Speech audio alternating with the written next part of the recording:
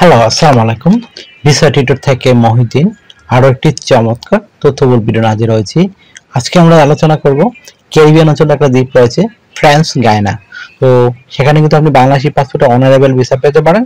তো অনারেবল জিনিস অনেকেই বোঝেন না। তো অনারেবল ভিসা হলো যেটা মানে আপনাকে বিমানবন্দর যখন নামবেন ওদেশে তখন তারা আপনার সব ডকুমেন্ট চেক করে তারপর আপনাকে একটা ট্যুরিস্ট ভিসা দিয়ে দেবে। এটাকে বলে অনারেবল ভিসা মানে ফ্রান্স গায়ানাতে।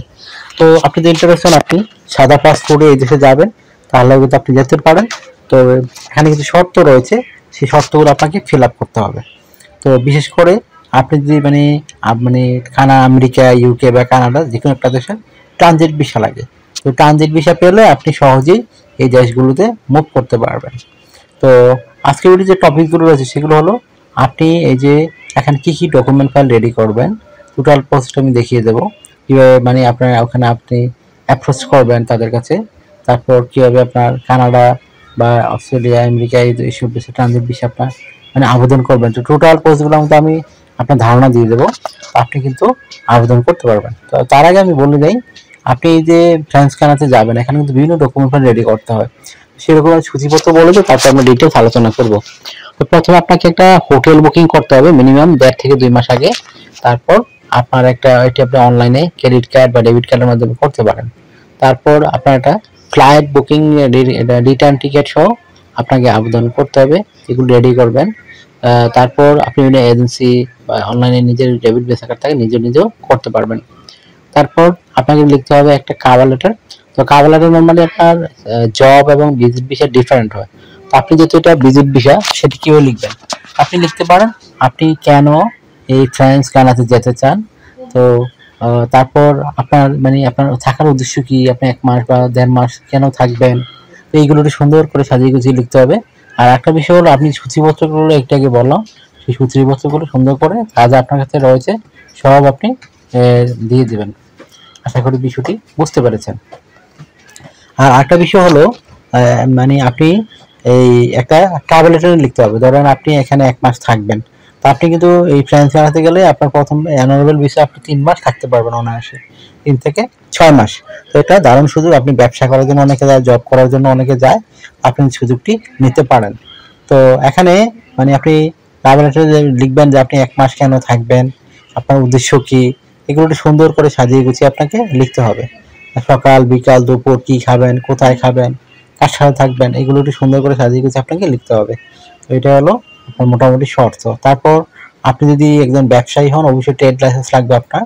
তারপর আপনার দোকানের ঠিকানা এগুলো আপনি সাথে রাখবেন।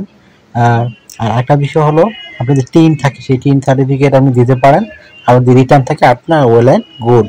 আর যদি আপনি চাকরিজীবী হন, যে আপনি চাকরিজীবী হয়ে এখানে আবেদন করতে যেতে চান, তখন আপনাকে অবশ্যই কোম্পানি থেকে সরকারি বিষয়ে যে চাকরি করুন না কেন অবশ্যই এনওসি পেপার নিতে হবে। আশা করি বিষয়টি বুঝতে পেরেছেন। তো আর আরেকটা বিষয় হলো আপনি যদি তখন নিজের ব্যাংক স্টেটমেন্ট আমার ডলার নিতে চেষ্টা করবেন। 3 থেকে 4 লাখ টাকা যত বেশি হয় তার ততই মঙ্গল। তারপর আপনাকে যে কাজটি করতে হবে, রয়্যাল কারেন্সি কার্ড সাথে রাখলে পারেন, না থাকলে মিনিমাম 1.5 থেকে 2,000 ডলার সাথে নিয়ে যাবেন। আপনি সবসময় এটা থাকলে সেফ থাকবেন। আশা করি বিষয়টি বুঝতে পেরেছেন।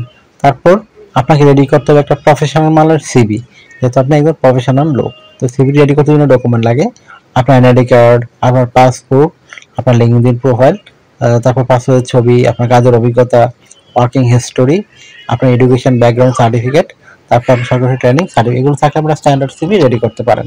তো তথ্যগুলো সাধারণ কেউ, এটা কিন্তু একটা মোস্ট ইম্পর্টেন্ট বিষয়।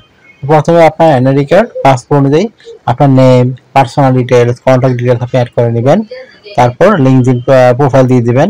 লিঙ্কডইন প্রোফাইলে অবশ্যই আপনার যে কাজ করেন বা ব্যবসা করেন সেগুলোর অভিজ্ঞতা তুলে দিতে চেষ্টা করবেন। তারপর পাসপোর্টের ছবিটি দিয়ে দিবেন, আপনার কাজের অভিজ্ঞতা, ওয়ার্কিং হিস্টোরি, আপনার এডুকেশন ব্যাকগ্রাউন্ড সার্টিফিকেট, আপনার সরকারি ট্রেনিং সার্টিফিকেট। তারপর আপনার এগুলো অ্যাড করার পরে অবশ্যই আপনি হবি হিসেবে ট্রাভেলিং উল্লেখ করে দিবেন। তো মোটামুটি সব ধরনের ডকুমেন্ট রেডি করা হয়ে গেল। এখন জাস্ট আপনি এই এখানে যে বিষয়টি করতে হবে আপনাকে, সেটি হলো আপনি কোন দেশ থেকে নিতে চান। আপনি কি ইউএসএ থেকে নিতে চান, কানাডা থেকে নিতে চান, নাকি ইউকে থেকে নিতে চান। তো সেটি একটু সুন্দর করে সাজিয়ে গুছিয়ে আপনাকে লিখতে হবে।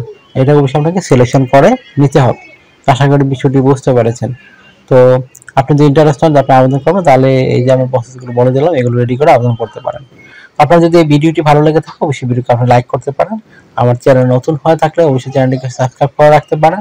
আর একটা বিষয় হলো, অনেকে এই চ্যানেল নতুন আছেন, আমাকে অনেক কল দেন, দয়া করে কল না দিয়ে আপনি মেসেজ দিতে পারেন, তখন আমি কিন্তু রিপ্লাই দিই। আশা করি বিষয়টি বুঝতে পেরেছেন। ভালো থাকবেন, take care, good bye, tata.